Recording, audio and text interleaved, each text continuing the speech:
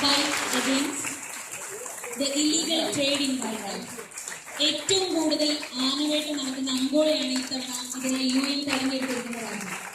ഇന്ത്യയെ സംബന്ധിച്ച് കടുവകളാണ് ഏറ്റവും വലിയ ഭീഷണി നേരിടുന്നത്. അതുകൊണ്ടാണ് ഈ ക്യാൻവാസിൽ ആനയും കടുവയും നിറഞ്ഞു നിൽക്കുന്നത്.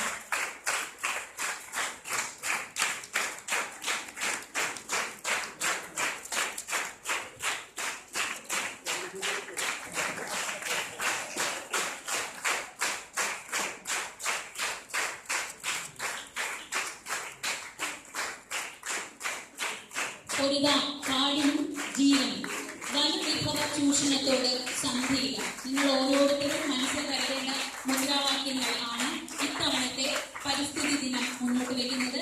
നമ്മുടെ കാടിനും ജീവനും വേണ്ടി പൊരുതുകയും ഒപ്പം വനവിഭവ ചൂഷണത്തോട് ഒരു സന്ധിയുമില്ല എന്ന് ഉറക്കെ പ്രഖ്യാപിക്കുകയും ചെയ്യാനുള്ള ദിവസമാണ്. ഇനിയുള്ള പ്രവൃത്തികൾക്ക്